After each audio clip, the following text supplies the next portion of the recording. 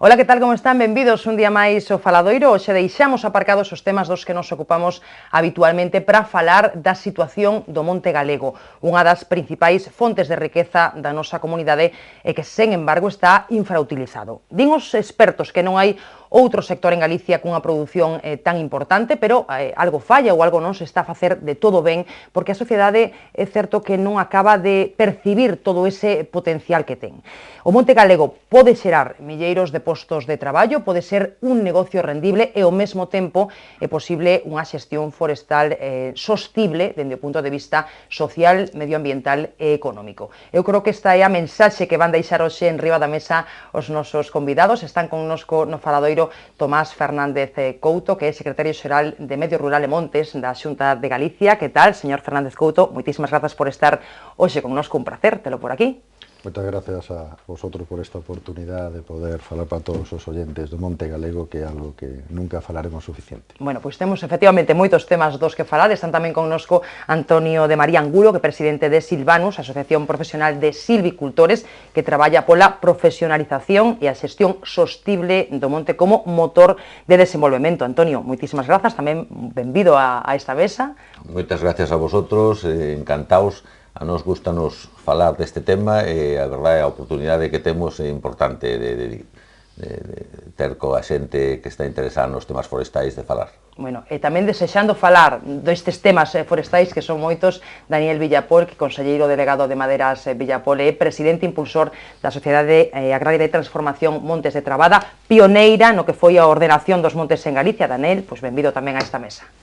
Moitas gracias, encantado de estar aquí e de poder dialogar cos compañeiros e de expresar precisamente todas estas novas a todo aquel que nos poida escoitar.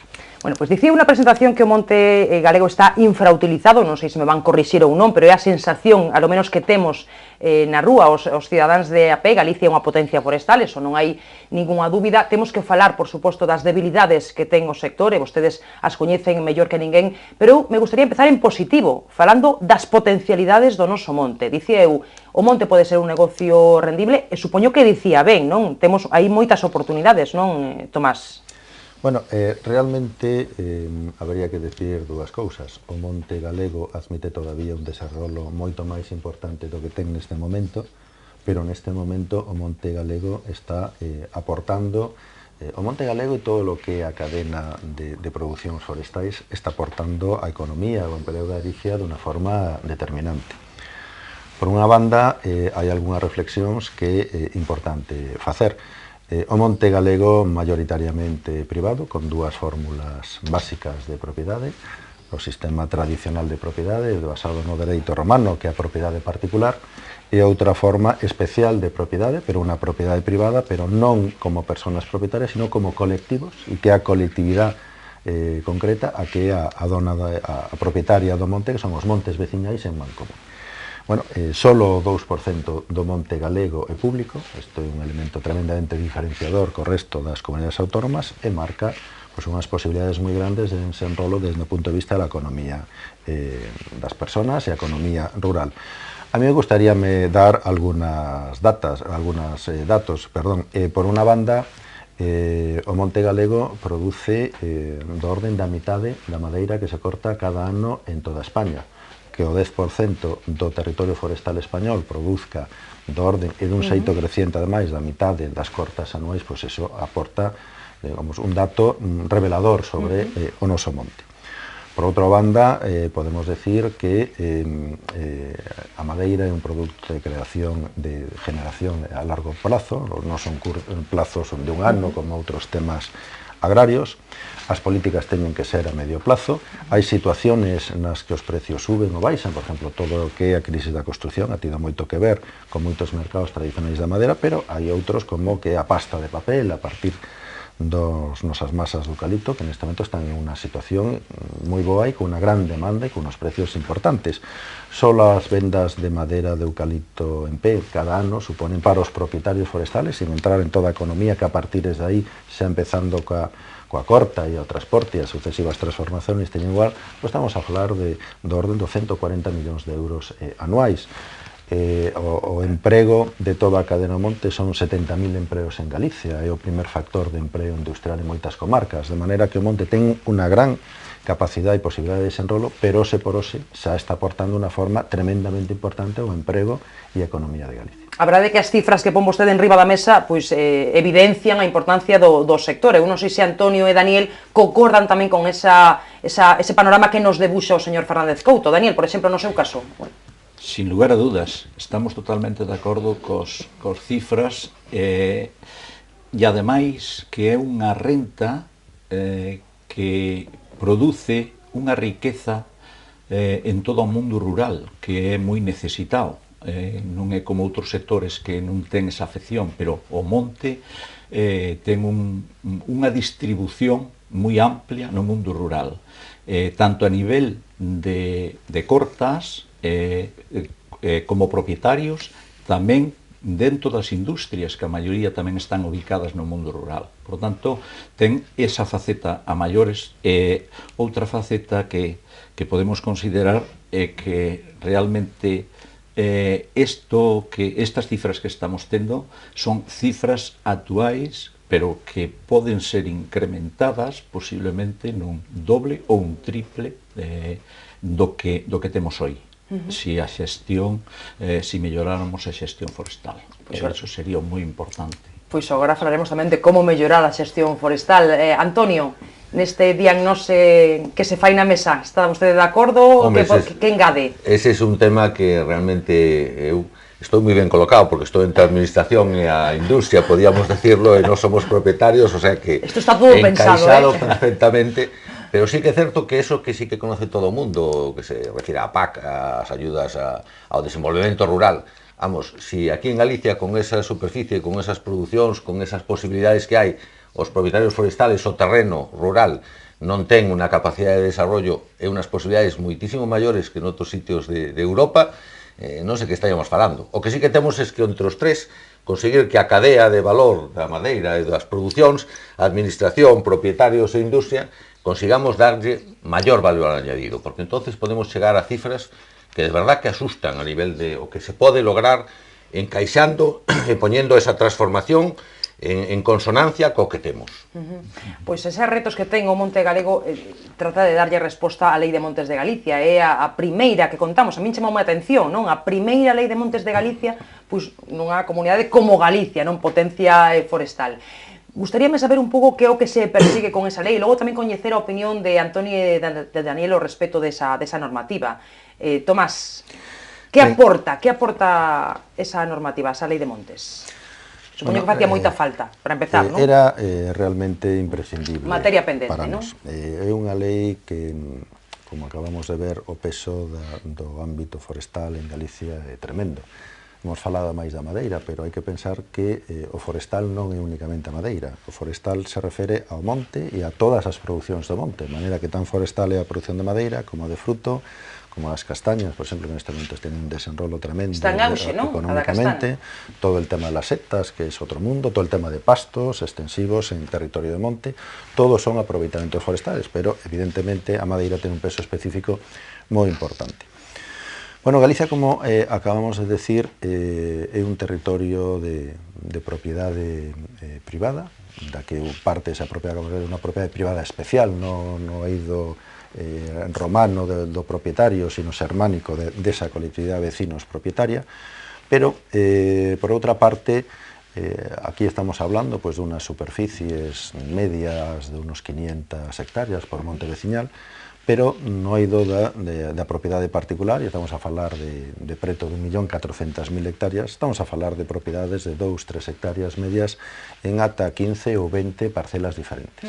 De maneira que aquí nos aparece un concepto que é o minifundio, que dificulta moito a xestión de actuacións como as forestais, que teñen que ter unha certa componente extensiva. Bueno, a lei ten en conta toda esta situación de partida, busca fórmulas para avanzar, pero eu diría que a lei aporta algo que é fundamental para unha actividade como a forestal, que sempre é a medio ou longo plazo. A mí, como profesional do eido forestal, a mí hai unha cuestión que sempre chamame moito a atención, cando de algunos ámbitos se habla incluso despectivamente das producións productivistas ou de turnos cortísimos ou de turnos ultracortos a 12 anos. Bueno, se alguén pensa que unha produción, que un eido productivo donde os primeiros rendimentos os tes despois de 3 períodos legislativos, de 3 gobernos, e é un período largo, pues realmente penso que a veces habría que falar con máis propiedade. Bueno, en este sentido de a vista a longo plazo que sempre temos que ter no eido forestal, é moi importante tamén acertar, non equivocarse, porque unha vez que as cousas se lanzan xa é difícil modificalas. Pero hai algo que é básico, que é a seguridade. O sea, non podemos pretender que alguén se preocupe do seu monte, que ali teña unha iniciativa, unha inversión no eido forestal, sino teña unha seguridade xurídica importante do que está a facer. E neste eido, bueno, nós estamos nun momento no que o monte moitas veces se confunde con medio natural, e o monte é unha parte do medio natural, pero non a única parte. O monte non é algo equivalente a un ámbito para conservar ou únicamente para conservar, é un ámbito onde tiene que estar tamén presente a vida do home, a parte social do home e toda a parte económica do home e dos seus propietarios. De maneira que a lei, resumindo moito, eu diría que busca por unha parte un equilibrio de sostenibilidade dos nosos aproveitamentos, un territorio como Galicia que neste momento recibe tanto do eido forestal e que ten tanto todavía que recibir se as cousas as melloramos na súa execución entre todos, pois realmente necesita plantear as cousas con credibilidade. E a credibilidade, e además, tanto para o exterior como para os nosos conciudadanos, e a partir de aí aparece a sostenibilidade, que ten 3 aspectos: o ambiental, o social e o económico. E se o plantexamento do monte non o planteamos con equilibrio desos 3 aspectos, é imposible facerlo a longo plazo. E por outra banda, digamos, como segunda cuestión, simplificando moitas cosas, é a seguridade. Que cando un propietario realiza unha actuación no seu monte, hace con tranquilidade, que non vai vir unha norma, alguén a denunciarlo, que sapa o que pode e o que non pode facer, porque o monte, insisto, é unha propiedade onde o propietario ten que saber que pode e que non pode facer. E o que pode facer, tener garantías no tempo de que non vai a ter un problema. A Antonio e a Daniel, que lles parece a Lei de Montes de Galicia, que leva un pouco máis dun ano en vigor? É que, como di, vamos a ver, a legislación non é igual en outros sectores, nos cuales ten que haber leyes inmediatas ou leyes que regulen máis os ciclos pequenos. Estamos a falar aquí de moitas cuestións. A lei contempla moitas cousas. É difícil que a todo o sector lle gusten todas as cuestións da lei. E hubo bastante debate, creo, regulado pola Consellería, no senso de poñer as diferencias que poñemos cada uno de nós.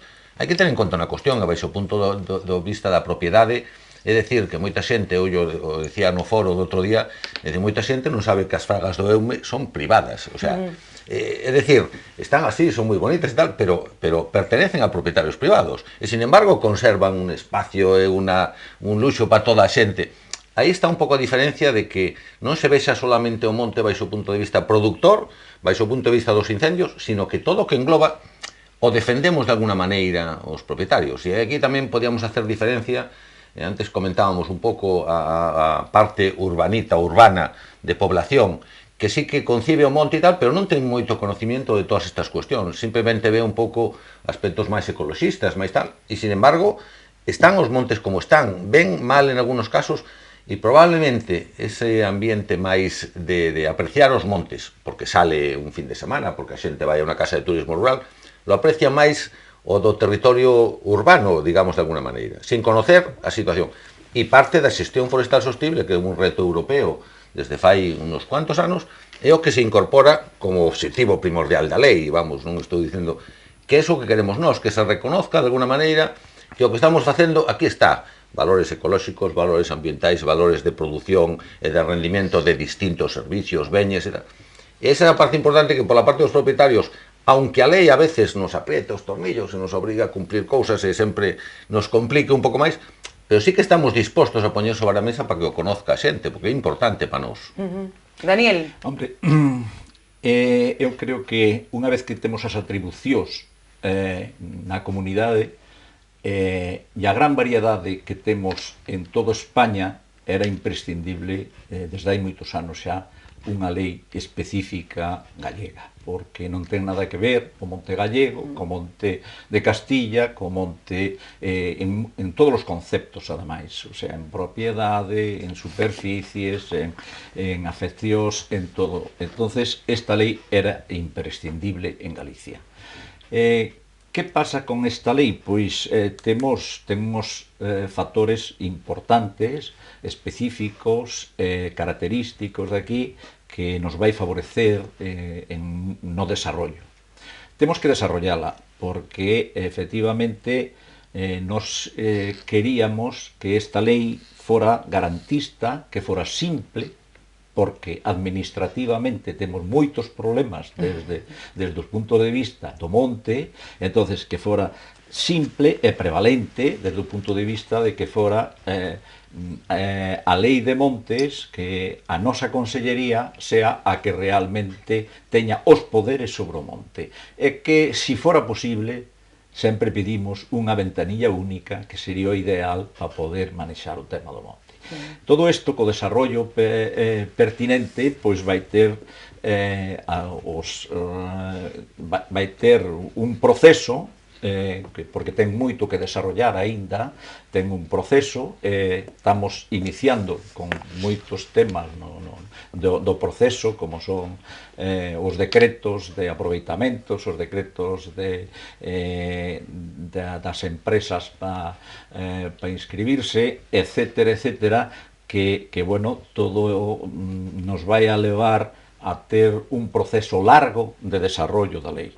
É imprescindible, ten fallos, ten problemas, pero ten moitas ventaxas para desarrollarse a lei de montes. En ese paraguas teremos que mellorar o monte precisamente basándonos fundamentalmente na lei de montes. Bueno, pois non hai moita crítica tampouco, non? Creo que son bastante asumibles, non? Ou esperables por parte do sector, non? Empezarán un pouco en canto, claro, entrar a matizar ahora cuestións, como decía Daniel, xa de temas de cortas ou de temas de tal, aí a lo mellor surxen, claro, non é o mismo desarrollar un artigo da lei en cuestións xa máis prácticas, e aí é onde poden surxir, pero bueno, pero hai que facerlo, ese é un desenvolvemento. Tampouco, o que comentaba Tomás un pouco, non estamos falando de que nos temas forestais se este falando de turnos ou de cortas ou de aproveitamentos a un año, a dous. É dicir, unha lei debe ser para moito tempo, e por eso vale máis hacer as cousas máis tranquiliñas a veces, e ben que por un artículo desenvolvelo de alguna maneira poda afectar a máis cousas cando non hai prisa, é dicir, non hai prisa, é relativa, pero Tomás, non vayas deixar as cousas por eso. Hai prisa, pero quero dicir que se pode discutir e dialogar máis e facer unha cousa que sexa a un longo plazo, pois unha cousa de sustentabilidade do forestal, da produción e de todo. É que ten que ter vocación de permanencia, obviamente, porque o que non se pode cambiar a normativa neste sector, noutros tampouco, pero neste específico, o sea, particularmente, pois cada 5 anos, non? Eso non tenía ningún sentido, non? E ao final, pois prexudicaría o noso monte, non? E os nosos, a todo o sector, vamos, entendo. No, evidentemente, esta lei é das leis que ten que nacer con maior vocación de permanencia, porque realmente os plazos así o existen. Hai que pensar que moitos aproveitamentos no monte están en turnos entre 20 e 30 anos, ainda que tamén hai algunos algo máis reducidos, o que non quere decir que sexan cortos, non? De maneira que menos que 30 a 40 años de vocación para unha lei forestal, ou menos un período importante neste sentido. Esta ha sido unha lei que no seu momento foi moi debatida, foi moi participada, e ademais hubo un proceso. Hai que recordar que, por unha banda, no ano 2005 hubo un borrador que xa tivo todo o proceso de consenso e quedou a piques de entrar no Parlamento con un cambio de goberno político. No 2009 volveu a acontecer unha cousa similar, había xa outro borrador diferente. Nos analizamos no 2009 a posibilidade de seguir co borrador, nos parecía que non respondía de forma adecuada ás necesidades do monte galego e abrimos un novo proceso, pero é evidente que despois xa de 2 procesos para 2 borradores anteriores e o novo proceso que se iniciou con tempo suficiente, pois eu penso que neste momento temos unha lei en la que, bueno, despois deste ano de funcionamento, pois moitas críticas que saleron no momento no que se aprobou a lei, pois despois foron difuminándose. O que neste momento é importante é desenrolar esta lei e empezar a avanzar na mellora do noso monte, onde a pesar de que penso que é unha realidade máis que importante, pero ten todavía un recorrido moi longo. A lei é moi novedosa, realmente pasa moitas veces, pois é unha lei que ten un gran interés e un gran seguimento noutras comunidades autónomas onde nos piden moitos exemplares e onde nos están plantexando pois, moitas veces algunhas das cuestiones que están incluídas nesta lei. Eu, por aportar algún elemento novo, eu diría que é unha lei realizada para un monte privado, para un monte no público, é unha lei para equilibrar as cuestiones no monte. O monte, dende o punto de vista concreto da madeira e tamén de outros aproveitamentos, neste momento ten algúns retos moi importantes. Esa sostenibilidade que falamos a tenemos moi interiorizada, é unha realidade que queremos que aumente día a día, pero é unha realidade que ademais temos que demostrar e tenemos que mostrarla nas nosas producións e nos mercados. E esa sostenibilidade ten unos procedimientos de certificación acreditados por terceras partes con dos sistemas de reconocimiento internacional neste momento, que é o FSC e o PEF, é realmente o que se pide a los produtos do monte, que neste momento estamos a falar da madeira, pero que dunha forma progresiva irá chegando ás outras producións do monte, ten que haber esta certificación. Os montes, para que teñan esta certificación, teñen que estar ordenados con os instrumentos de planificación, pero esta realidade se complica dunha maneira extraordinaria cando pensamos que hai ese 1.400.000 hectáreas, falando así en grandes cifras, en esas propiedades que realmente a dimensión da parcela en Galicia se sigue midiendo por ferrados. Unha parcela de 3 ou 4 ferrados é unha parcela grande, pero ferrado estamos hablando do orden entre 400 e 500 metros cuadrados dependiendo da zona de Galicia. E iso dificulta mucho estos procesos. A lei establece mecanismos para poder avanzar na ordenación, na aplicación de planes con recoñecemento oficial de xestión a todos os tipos de propiedade que hai en Galicia e poder avanzar, eu diría que radicalmente en poucos anos, porque temos que extensificar as producións certificadas e a superficie certificada. Se lles parece, bueno, creo que Daniel quería aportar algo, sí, adiante, Daniel, que temos a publicidade, pero temos ainda... Efectivamente, facendo referencia ao que dice Tomás referente á lei, temos a nosa preocupación por non haber sido ao final consensuada cos outros partidos políticos definitivamente, que non se adheriran a eso. Eso sería un problema moi grave que esta lei os 4 anos a cambiáramos. Entonces, eu creo que temos que intentar facer un plan porque realmente a lei é o paraguas, pero despois hai que buscar un plan de actuación e de gestión. E ese plan temos que ser capaces a conseguir consensuar toda a cadena forestal e inclusive que estén representados tamén as outras forzas políticas para que poidamos de alguna forma implicar a todo o sector e implicar a toda a sociedade en unha política forestal a medio e longo plazo. Porque senón isto caeríasenos por terra e iso hai que intentar dunha forma ou de outra conseguirlo.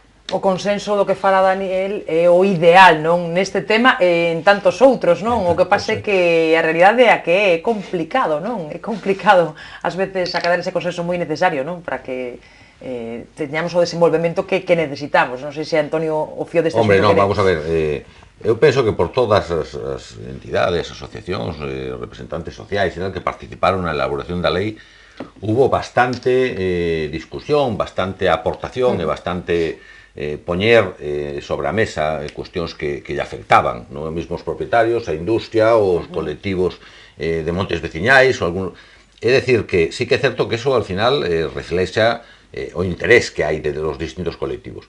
A cuestión importante tamén é dicir, fíjate que isto que estamos falando, os propietarios forestales estásenos de alguna maneira exixiendo, entre comillas, unos temas como esa xestión forestal sostible, hai que ter en conta que tamén estamos a falar da lei de aquí. O día 30 de setembro aprobouse a Estrategia Forestal Europea, que poñe as normas e os plazos para, durante os próximos 5 ou 10 anos, porque non había unha política común comunitaria a nivel do forestal, e fala estrictamente, o principal que poñe a gestión forestal sostible. É verdad que eso nos implica aos propietarios, tamén a cadena de custodia, é dicir, a seguinte parte dos producións tanto de froitos, como de cogumelos, como de madeira, que se demostre ao final que esta mesa, que aquella madeira, que aquel moble, que aquella cuestión está feito de unha xestión forestal sostible, de unha trazabilidade dos produtos. Eso, vamos a ver, con todas as dificultades que temos, a propiedade pequena e tal, dos montes veciñais, é un plantexamento que en xeral está feito por toda a cadea e que a sociedade ten que decir, oye, onde van estos que están meténdose nun reto?